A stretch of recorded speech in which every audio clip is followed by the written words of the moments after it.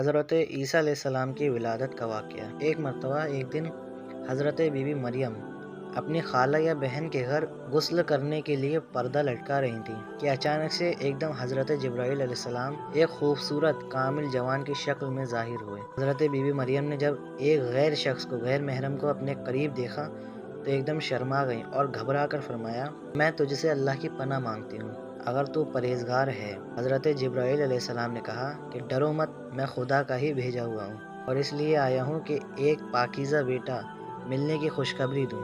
حضرت جبرائیل علیہ السلام نے کہا کہ ڈرو مت، میں اللہ ہی کا بھیجا ہوا ہوں، تمہارے لیے خوشخبری لے کر آیا ہوں کہ ایک پاکیزہ بیٹا تمہیں ملنے والا ہے۔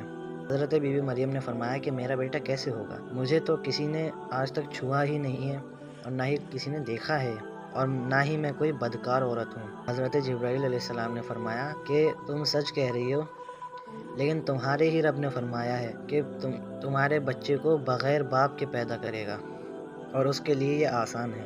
جبرائیل علیہ السلام نے کہا کہ اللہ فرماتا ہے کہ میں اسے اپنی قدرت کی نشانی بناؤں گا اور یہ حکم ہو چکا ہے۔ اس کے بعد حضرت جبرائیل علیہ السلام نے بی بی مریم کے گریبان میں پھونک ماری اور انہیں حاملہ کر دیا۔ پھر اس کے بعد یوسف نجار، جو کہ حضرت بی بی مریم کے ماموں کا بیٹا تھا اور اس وقت وہ بیت المسجد میں عبادت کیا کرتا تھا، تو وہ کبھی کبھی حضرت بی بی مریم کو ان کی خالہ کے گھر پہنچانے بھی جایا کرتا تھا۔ جب اسے حضرت بی بی مریم کے حاملہ ہونے کی خبر ہوئی تو وہ بہت غمگین ہوا۔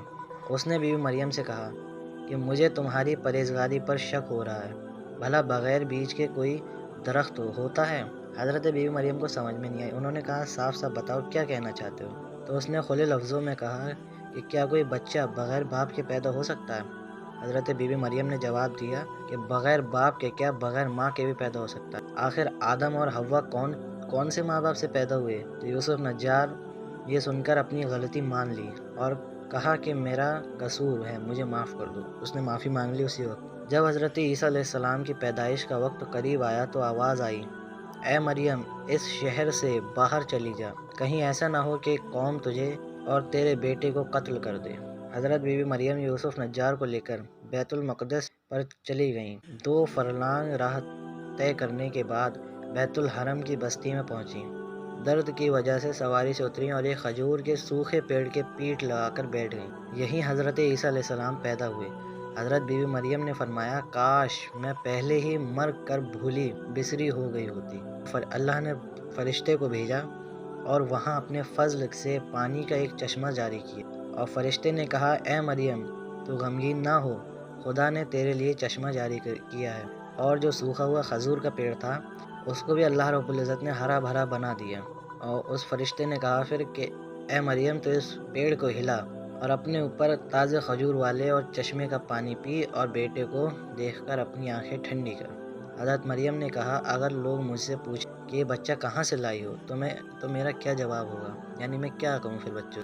تو فرشتے نے کہا کہ اگر کوئی تجھ سے کچھ پوچھے تو اشارہ کر دینا کہ میں نے روزہ رکھا ہے اور بچے کی طرف اشارہ کر دینا اور کہنا کہ میں آج کسی انسان سے بات نہیں کروں گی۔ اس زمانے میں جو تھا روزہ بھی رکھا جاتا تھا تو کھانے پینے کے ساتھ ساتھ باتوں کا بھی روزہ رکھا جاتا تھا، یعنی کچھ بول بھی نہیں سکتے تھے۔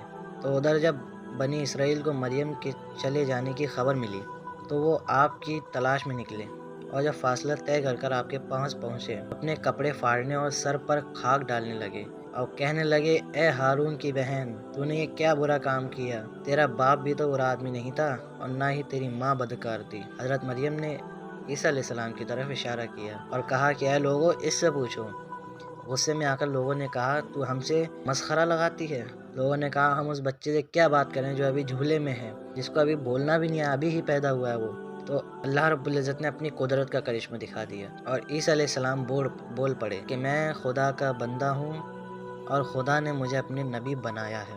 جب یہودیوں نے یہ معجزہ دیکھا تو ان کی زبان بند ہو گئی، سب سمجھ گئے کہ یہ پیغمبر ہیں۔ اگلے زمانے میں جن کے آنے کی بشارت پیغمبروں نے دی اور مریم کے بارے میں برا خیال کیا تھا وہ سب غلط تھا۔ پھر وہ حضرت مریم کو عزت کے ساتھ واپس لائے اور تعظیم کے ساتھ رکھا۔